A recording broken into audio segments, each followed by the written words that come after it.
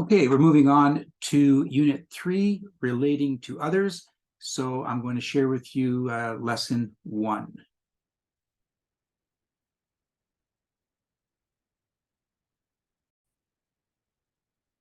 Hey guys, welcome back to Unit 3, Relating to Others, Lesson 1, Building Effective Relationships.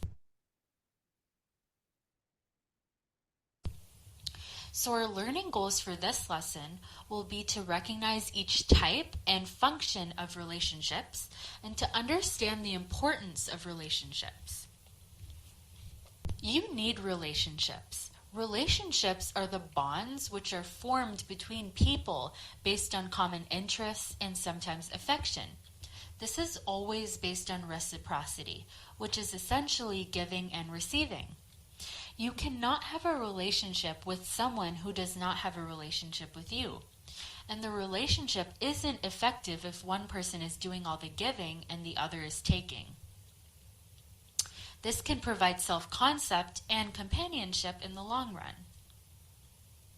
Those you form relationships with are your reference group. They provide feedback on who and how you are. And friendships are a major source of enjoyment for teenagers. It allows you to develop interests and share your experiences with others. It also allows you to discuss opinions, thoughts, and feelings with friends, which allows people to clarify their ideas. Friends can encourage people to try new things and argue points to challenge their thinking. It also allows people to be sensitive to the thoughts and feelings of other people. Essentially, in the long run, this creates mutual acceptance and support. However, some also choose not to have a friend group, and they often rely on themselves, to each their own.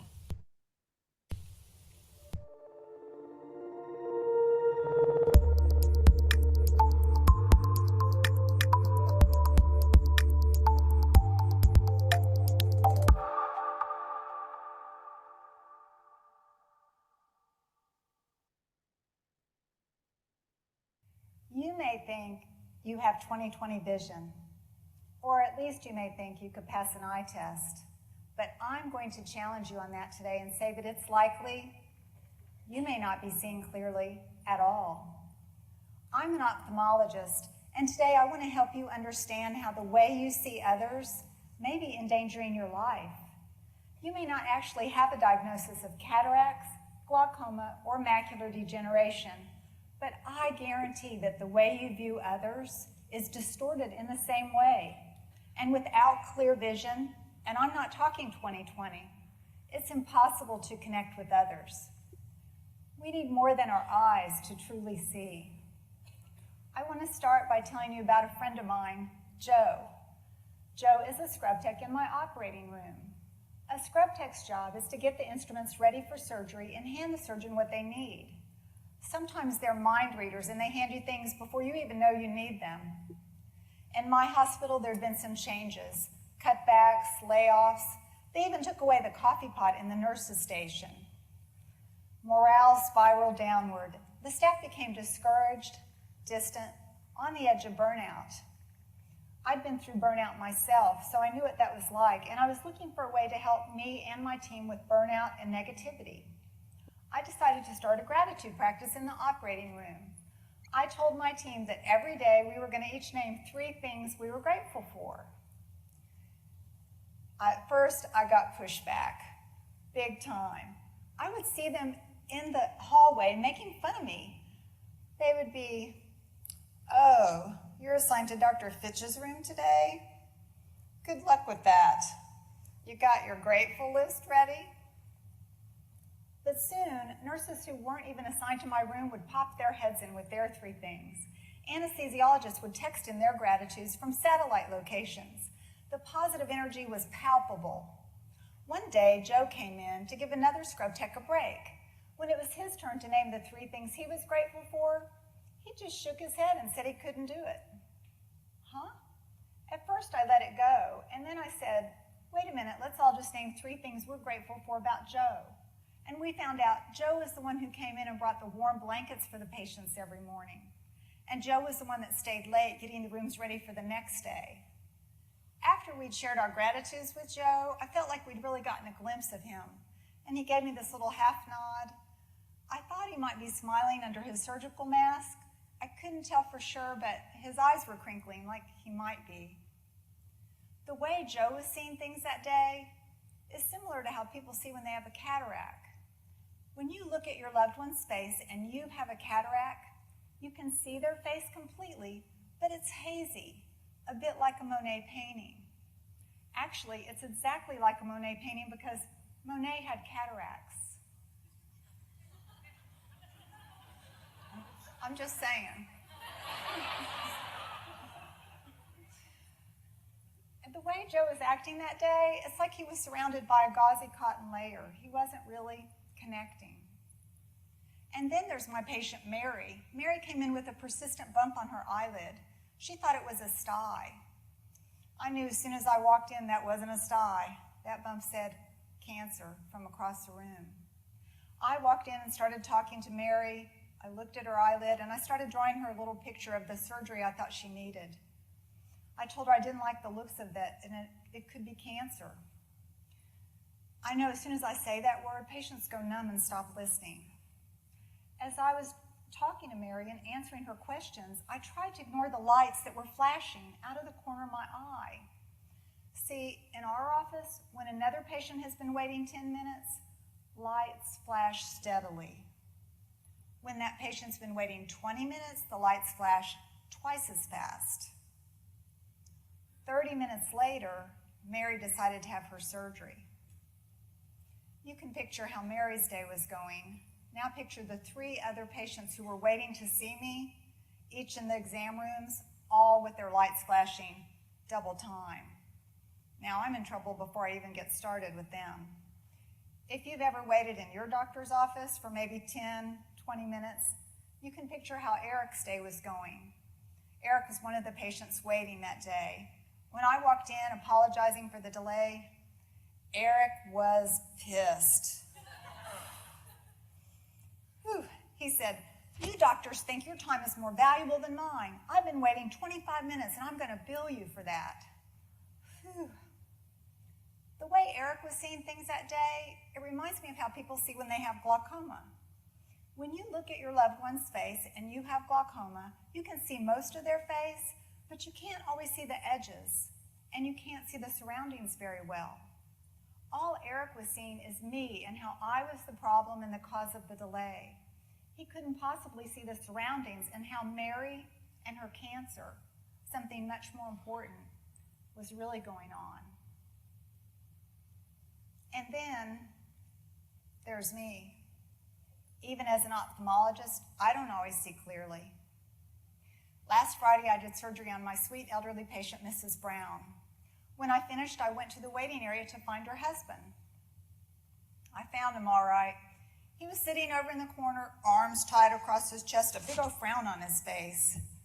I came in and said everything went fine. His wife was doing great. He didn't say a word, and he didn't even quit frowning. I kept talking, but the whole time I was thinking, what the heck? The surgery went fine. His wife is doing well. We're not even running late today. Why is he so angry? I was frustrated with his response. And then I saw a little tear in the corner of his eye. The way I've been looking at Mr. Brown is similar to how people see when they have macular degeneration. When you look at your loved one's face and you have macular degeneration, you really can't see their face. Your central vision is distorted. Sometimes you can't even see what's right in front of you. You can usually see the surroundings. What I was seeing when I saw Mr. Brown was his gruff exterior that made him seem angry. I wasn't seeing his center, his heart, and how really he was just worried about his wife of 43 years the whole time we were in the operating room. It wasn't about me at all. With our busy lives, we're becoming blind to each other. We don't even look up from our phones in conversation or at the dinner table. When we have metaphorical cataracts, glaucoma, or macular degeneration, we can't connect at all. In my personal journey from burnout and in my work with others, helping them love medicine again and helping us all love our lives again, I've discovered that the real gift of sight is that it allows us to truly see each other and connect. And connection can happen so easily, setting down your cell phone, expressing a gratitude, sharing the best part of your day with someone you love. And it turns out connection is good for us. It strengthens our immune system, lets us live longer, and it reduces our anxiety and depression. In fact, lack of social connection is worse for our health than smoking, obesity, and high blood pressure. It's not an exaggeration to say that lack of social connection can kill us. A couple weeks ago, I was reading the Wall Street Journal. There's a new study just out by Brigham Young University that said social isolation increases our risk of death by 32%. Duke and University of Arizona have been watching our connection go down the tubes for 30 years. 30 years ago, we used to have at least 3 close friends. Now we're lucky if we have 1 close friend. And 25% of Americans say they have no one to connect to or depend on. So that amounts to about 80 million people in America that have no one. And when I heard that number, I thought, it's like grains in the sand, 80 million, it's such a big number, how can we wrap our heads around it? So I want you to picture with me for a minute all the people that live in Texas, California, and New York combined. Those are all the people who have no one. Remember Joe, the scrub tech? A couple weeks after he'd been in our room, the head nurse told us that Joe had died of metastatic cancer. We didn't even know he was sick. He'd been afraid to reach out, to connect. He hadn't let us see him. And all we could say is that we were grateful that we had connected to him. It changed our team forever. Seeing each other allows us to be our very best selves. It allows us to show up for each other. And it can allow us to save each other. Whether saving each other happens in the operating room, in the office, at the dinner table, or on the TED stage. In the natal tribes of South Africa, members greet each other with Sawubona, which means, I see you. Their response is Sakona, which means, I am here. As an ophthalmologist and as your connection doctor, I want to teach you how to save lives. So here is my prescription for you. Open your eyes, look at each other, and make the connection today. Sawubona. I see you. The quality of relationships is dependent on rapport, which is essentially the feeling of being comfortable in each other's company. This includes feeling comfortable with people who accept you for who you are, who tolerate your ideas and interests, and can be happy for you. Good friends demonstrate respect. They express their point of view while respecting yours, and they're able to share ideas without the buildup of tension. However, you can always joke around and make fun of each other, as long as it's mutually okay. Trust is the foundation of all relationships. A trustworthy person will handle feelings with care in order not to hurt you. They will not betray you. They will not reveal confidential information. They will be concerned about you and stand up for you when you are not there. But you must return the favor. The social exchange theory, which is what we're going to talk about now, was developed by social scientists to explain the give and take in relationships. It takes an economic approach. Relationships have their costs and their benefits. Benefits must outweigh the costs in order for the relationship to work, and higher costs can lead to the feeling of exploitation. So the benefits of relationships can include the pleasure in spending time together, the social, mental, and emotional support that you give each other, intellectual growth through discussions, and excitement of new activities. And the costs of relationships include, what about the time that you spend together? Do you spend too much time together, or do you spend too little time? What about the emotional and social support provided? Is there too much of it that you're giving and they're taking? Or is there too little that they're giving you? What about disappointments and hurt feelings and mental strains from disagreements? Here's a little diagram of costs and benefits being weighed. So common interests and shared experiences mean that the relationship will provide opportunities to spend time together and to have fun. It can also be encouraging to try new things together. This includes talking about experiences, thoughts, and feelings, which enable people to expand their understanding about themselves and others. This can also build empathy.